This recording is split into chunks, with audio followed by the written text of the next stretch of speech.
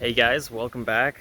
I know it's been a while and there's a lot I want to talk about, but there's one topic on my mind and I think on most people's minds that is kind of taking precedence here. On September 10th, 2025, Charlie Kirk was assassinated, and that doesn't make you reflect and also think about, why are people calling it the turning point? That's something I want to dig a little bit deeper on in this video. So, like many people around the world, I didn't know Charlie, just the occasional heated debate, hard conversations, and I always found it interesting. It's never really easy to truly listen to somebody that you disagree with, right? You always want to try to debate your point. After the assassination, you couldn't go on social media or the news without seeing something about Charlie Kirk, and I myself went down a bit of a rabbit hole for sure. Without a question, what instantly struck me was the photos and videos of his family, his 3-year-old daughter, and his just over 1-year-old, I think he's 16 months now, his son. And I'll tell you what, that really made me freeze up a little bit.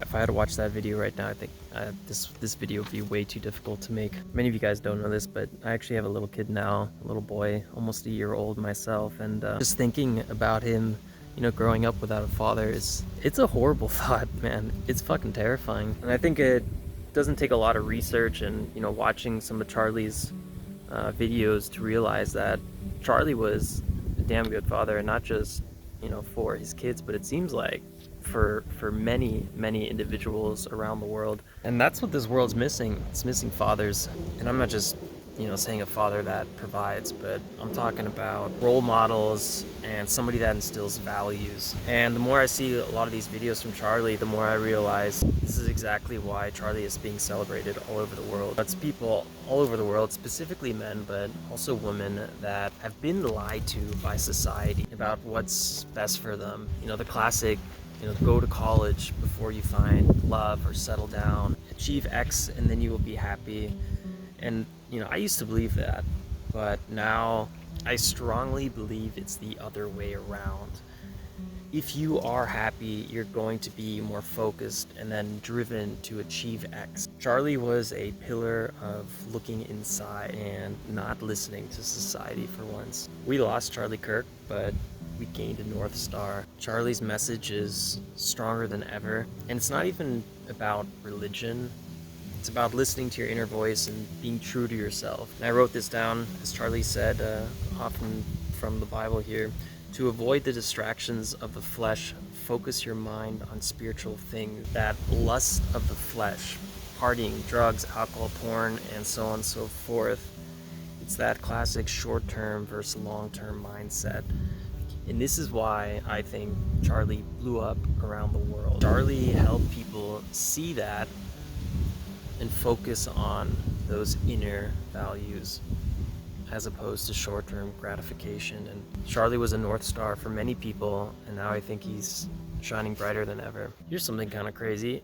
The more I looked into it, I couldn't help but compare Charlie to another young leader we lost too soon, and that is Dr. Martin Luther King Jr. Kind of sounds crazy at first, but if you think about it, both were young voices who energized a whole entire generation. They're both faith-driven with their convictions and their morals. They both received national recognition and awards, and they're both very strong family men. Going back to my notes here for a second, like Martin Luther King Jr., Charlie Kirk harnessed the energy of youth, faith, and public voice to build a national movement. Different causes, but the same core power, turning conviction into generational momentum. Now, Charlie was younger than me, and honestly, I wish I had a Charlie when I was a teenager, and I'll explain why. The only things adults told me at the time was, you're young, you still need to explore the world, and of course, go to college, it's the best thing you can possibly do. And I reflected on that a lot. I think young adults and teens need to be treated more like adults. They are smart and can achieve everything early on. I really truly believe that. They just lack the wisdom, so they can easily be misguided. Teens, younger people, they just need someone to guide them.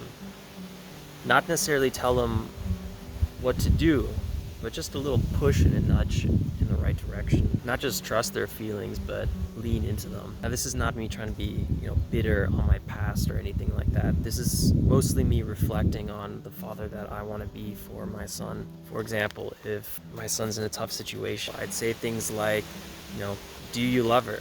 Or do you really want to do X? And if they really do, say something like, okay, then go after it 100%. And if it doesn't work, at least you won't have any regrets. I mean, knowing what I know now, listening to your inner voice, and knowing how you truly feel about something is pretty much all you really need to know. I think becoming an adult is just learning how to trust your gut. I mean, that's even true for trading. And not this classic, what society tells you to do. You should do X, Y, Z before listening to your gut or doing exactly what you're passionate about. I don't believe anymore at all the classic, wait until blank. Plus, it only gets harder the longer you wait. It started with the end in mind. I think that's something Charlie preached as well. And you'll see what I mean by that with this brief snapshot of Charlie's pretty impressive life. In 2010, he graduated from Wheeling High School in Illinois. In the same year, he pursued college. He went to Harper College, but then dropped out after one semester to pursue political activism full-time. And this is what I mean by focus on the end in mind. In 2012, he founded the Turning Point USA at age 18. 2016, he launched the Professor Watch List to spotlight perceived left-wing bias in academia. I think that's actually hilarious, but pretty smart. 2019, creating Turning Point Action, which is another nonprofit. 2020, he published the MAGA Doctrine, becoming a prominent voice in conservative media. 2021, he married Erica Franzve. I don't think I'm saying her last name right, but she was a podcaster and a former Miss Arizona. In 2022, they welcomed their first child, a daughter, and she's now 3. And then in 2024, they welcomed their second child, a son, also the same year my son was born. In 2025, this year, he was appointed by President Trump to the U.S. Air Force Academy Board of Visitors, and then later posthumously awarded the Presidential Medal of Freedom. Well, I turned 33 earlier this month. I'm 2 years older than Charlie was, and I'll end with this. Charlie's funeral will be held on September 21st in Glendale, Arizona at the State Farm Stadium, and people like Donald Trump, J.D. Vance, Marco Rubio, and many other prominent figures are going to be there. So let's take a moment to reflect on Charlie's life and honor him by living in a way that invests in our future. So one day, our future selves, our future children, and hopefully Charlie will thank us. Thanks, Charlie.